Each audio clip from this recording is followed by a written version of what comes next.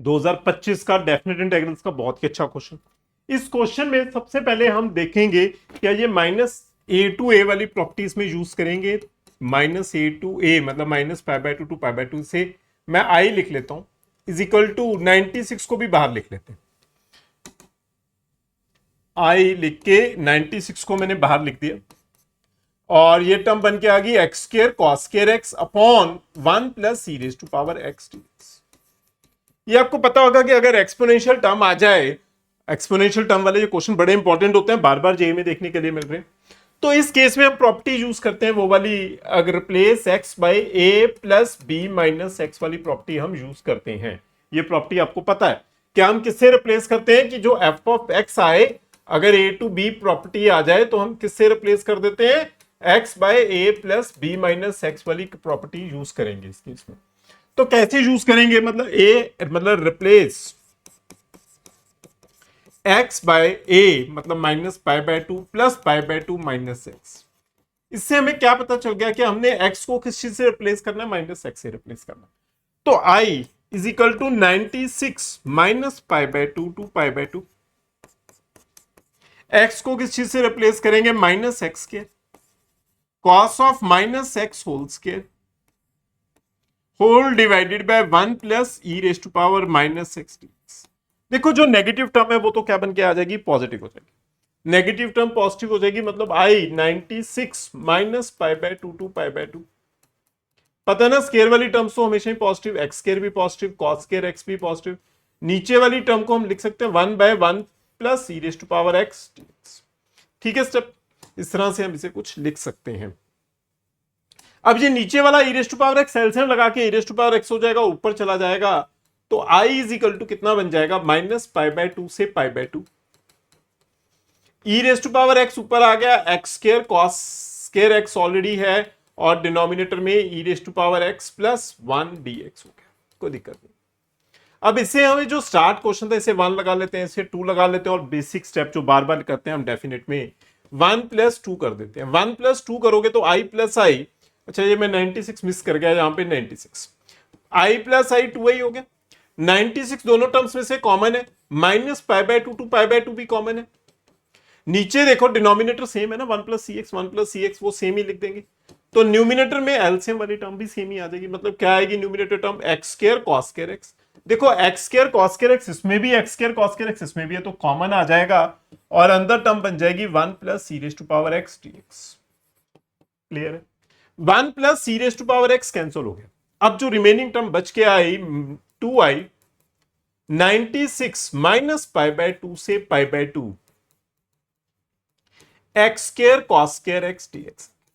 इस जगह पर जाके क्योंकि एक्सपोनेंशियल टर्म खत्म हो गई है तो अब हम वो प्रॉपर्टी लगा सकते हैं, कौन सी, इवन ऑड वाली प्रॉपर्टी। मतलब उस प्रॉपर्टी के अकॉर्डिंग क्या होता है, इवन ऑड वाली प्रॉपर्टी में क्या अगर minus A to A F of X आ जाए एंड फंक्शन अगर इवन आ जाए, इवन फंक्शन क्या होता है, क्या अगर F of minus X is equal to F of X आ जाए तो इसे कौन सा फंक्शन बोलते हैं, इवन फंक्शन। अगर F of minus X is equal to F of X even function आ जाए तो हम बाहर 2 लगा देते हैं और लिमिट 0 टू ए लगा देते हैं। बाहर 2 आ जाएगा, 2 बाहर आ जाएगा और limit 0 to A F of x dx हो जाएगी। क्लियर है, तो इस केस में जो हमारा फंक्शन बन के आ रहा है, देखो फंक्शन क्या आ रहा है, माइनस पाई बाय टू से पाई बाय टू तक है। अब बाहर 2 आ जाएगा क्योंकि देखो ना यहां पर जो एफ ऑफ एक्स है हमारे पास, एफ ऑफ एक्स वो कितना है, x square cos square x. मैं इसमें नेगेटिव वैल्यू लगाऊंगा भी तो ऑब्वियस है वो सेम ही नंबर आ जाएगा, एफ ऑफ एक्स ही आ जाएगा, स्क्वायर टर्म से तो पॉजिटिव ही आ जाएगा। इतना तो पता ही है ना, नेगेटिव नंबर लगाओगे भी तो पॉजिटिव ही आ जाएगा। तो ये फंक्शन इवन हो गया, इवन हो गया तो हम इस टर्म को लिख सकते हैं 96 इंटू 2, मतलब 2 आगे आ जाएगा इस प्रॉपर्टी के अकॉर्डिंग एंड लिमिट में क्या बन जाएगा 0 to pi by two x square cos square X आ गया। ये वाला 2 2 तो कैंसिल कर देते हैं हम सीधे। आई इज इक्वल टू, अब इंटीग्रेशन, ये चीज याद करना, ये टर्म देखना, अगर कॉस स्क्वायर एक्स की इंटीग्रेशन करनी होती है तो कॉस स्क्वायर एक्स की इंटीग्रेशन किस तरह से होती है, मैं इस फॉर्मूले का यूज करते हैं कॉस स्क्वायर एक्स की इंटीग्रेशन के लिए। क्या 2 कॉस स्क्वायर एक्स होता है 1 प्लस कॉस 2x, ये पता ना आपको। 2 कॉस स्क्वायर एक्स को 1 प्लस कॉस 2x लिख देते हैं। मतलब मैं इस 96 को भी ब्रेक कर लेता हूं, 96 को क्या लिख सकते हैं हम, 48 एक्स स्क्वायर 0 से पाई बाय 2, इसे 2 कॉस स्क्वायर एक्स लिख दो और 2 कॉस स्क्वायर एक्स का फॉर्मूला लगा देते हैं। कितना बनेगा 2 कॉस स्क्वायर एक्स का formula? 0 to pi by 2 x square 1 plus cos 2x dx, इसे ऐसा कुछ लिख सकते हैं। क्लियर है? अब देखो इस केस में अलग अलग कर देते हैं टर्म को। i इज इक्वल टू 48, मैं इसे फर्स्ट नंबर से मल्टीप्लाई करूंगा तो ये बनेगा 0 to pi by 2 x square dx, और सेकेंड टर्म से सेम टर्म लिखेंगे 0 से pi by 2 x square cos 2x, x square cos 2x dx, x square cos 2x dx। देखो पहले वाली टर्म की तो डायरेक्ट इंटीग्रेशन होगी, इसमें तो हम क्या कर देंगे direct integration 48 x cube by 3, limit क्या आएगी 0 to pi by 2, plus second term को क्या लिख सकते हैं 0 to pi by 2 x square cos 2x dx। ठीक है जी,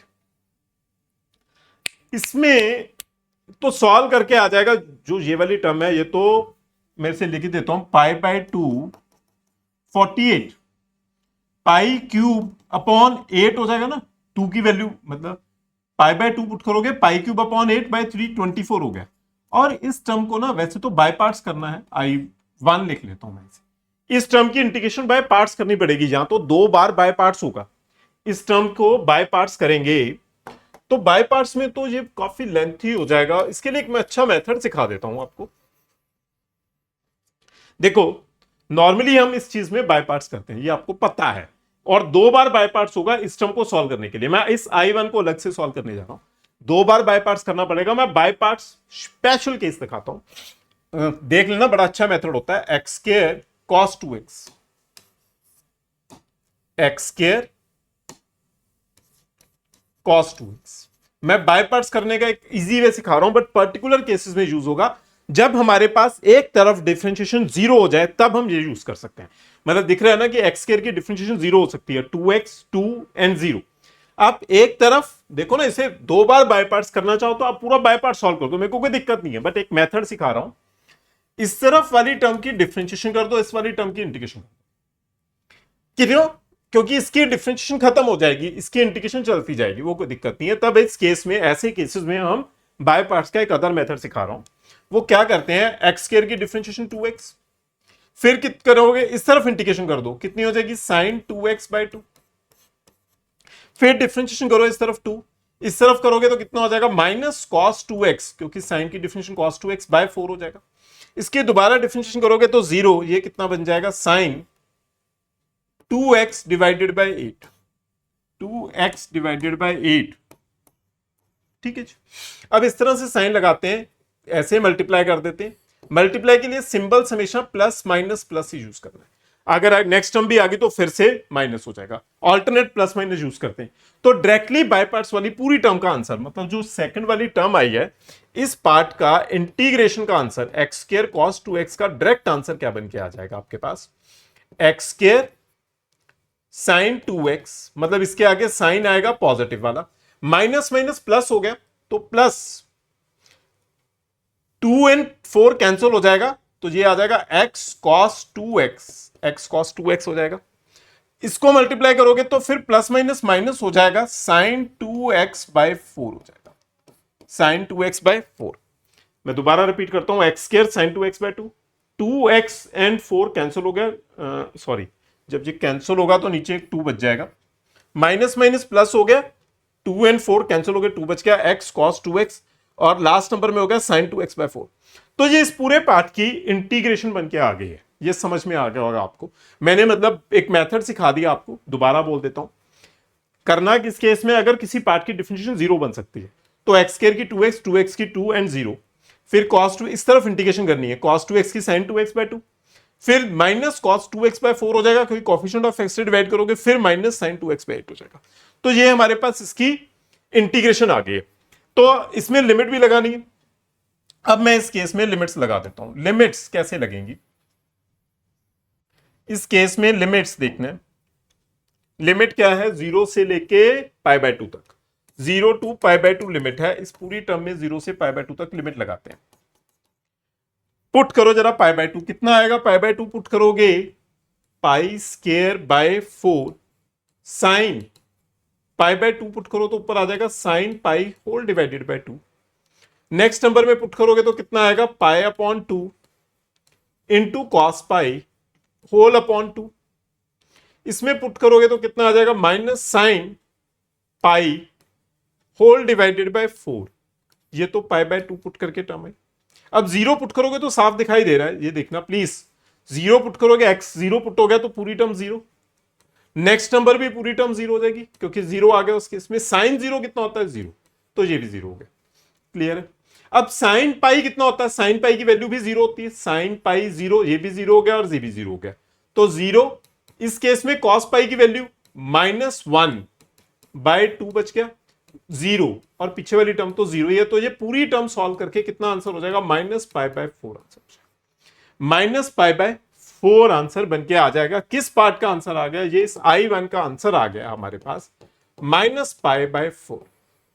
I1 का आंसर क्या बन के आ गया -π/4। अब इस जगह पे वैल्यू पुट कर दो I1 के लिए। I1 की वैल्यू देखो, I में फाइनल आंसर क्या बन के आएगा π/8 π³ 24 -π/4।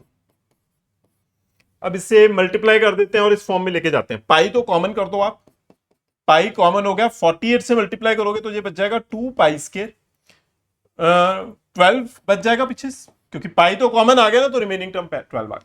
तो इस टर्म से कंपेयर करो, कंपेयर करोगे तो कितना बन जाएगा alpha π² minus plus beta.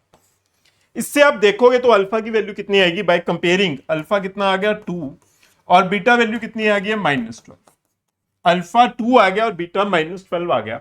Alpha 2 beta -12, इन दोनों की वैल्यूज को जहां पे पुट करो 2 - 12 होल स्क्वायर, तो 10² हो गया ना, 100 फाइनल आंसर आ गया। मतलब ऑप्शन सी ही फाइनल आंसर बन के आ गई है। लेंथी क्वेश्चन है, जब मैं कर रहा हूं तो समझा रहा हूं, अदरवाइज ये थोड़ा जल्दी सॉल्व हो जाएगा आपसे। Thank you students.